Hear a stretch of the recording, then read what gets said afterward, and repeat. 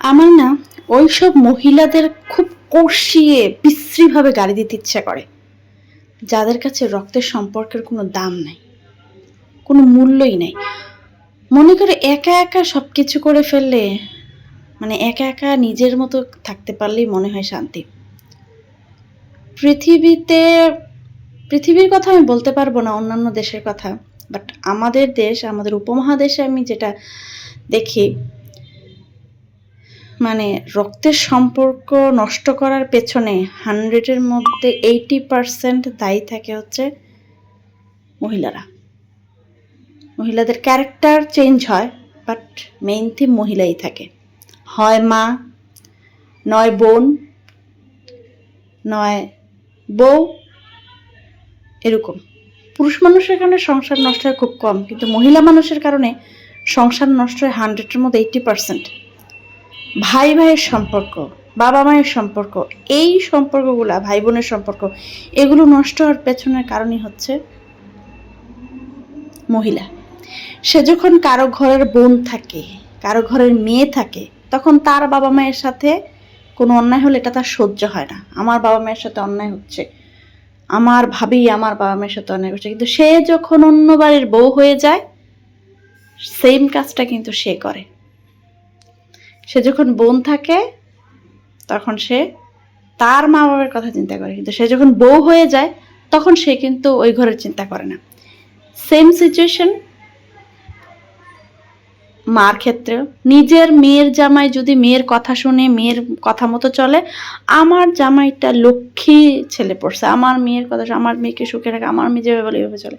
কিন্তু নিজের ছেলের বউয়ের কথা যদি ছেলে শুনে, বউটা ডাইনি পড়ছে, আমার ছেলেটারে খাইয়ে ফেলছে, তাবিজ করছে গো, আমার ছেলেরা কি করছে, আমার ছেলে তো আমার কথা শুনে না, আমার ছেলে বউর কথায় ওরে, বউর কথায় বয় গো।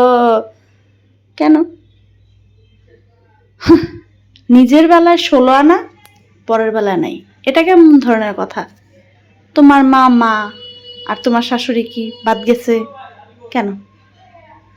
কিছু কিছু ক্ষেত্রে, হ্যাঁ, সবাই যে খারাপ তা না, কিছু কিছু ক্ষেত্রে বউ শাশুড়ির সম্পর্ক অনেক ভালো আছে, দেবর ননদ ভাবির সম্পর্ক অনেক ভালো আছে, বাট কিছু কিছু আমাদের আশেপাশে আমি এরকম অনেকে দেখেছি, সংসারের 4টা 5টা বা 2টা ভাই, 4 5 2, যে যতজনই হোক, সবাই যদি একসাথে থাকে না, কেউ কম আনুক, কম খাক, কম, মানে কিন্তু সব ভাইদের মধ্যে সম্পর্কটা যদি স্ট্রং থাকে না, তাহলে কারও সাধ্য নাই আশেপাশে তাদেরকে কটূক্তি করে কোনো কথা বলবে, তাদেরকে নিচু দেখিয়ে কোনো কথা বলবে, তাদের কোনো ক্ষতি করার আগে ইভেন একটু চিন্তা করবে না, ওরা একসাথে আছে। কিন্তু আপনি যদি 10 ভাইও হন, কিন্তু 10 ভাই হয়েও যদি ভাইয়ে ভাইয়ে মিল না থাকে না, যে কোনো মানুষ আপনাকে মানে হুট করে সরিয়ে দিয়ে যাবে, কেউ কিচ্ছু বলতে পারবে না।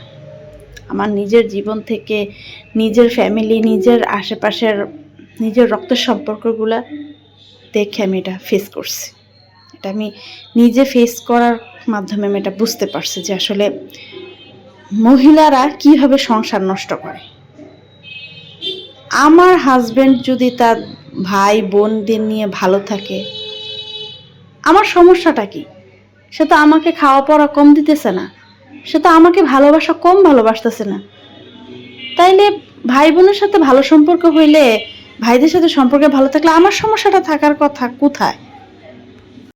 বিষয়টা এমন নয় যে খাবারে কোনো কমতি ছিল, বা কোনো দেনা পাওনার কোনো কমতি ছিল, কোনো কমতি নেই। শুধু কমতি কিসে ছিল জানেন? কমতিটা ছিল মনের টান, ভালোবাসায়।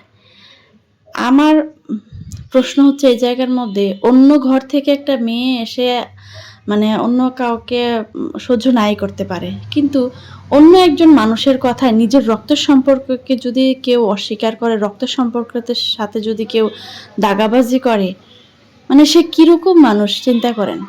বউর কথা তো বাদই দিলাম, সে তো বউ শাশুড়ি, অন্য মানুষের কথা বাদ দিলাম, সে তো পরের পরের মেয়ে, পরের ছেলে।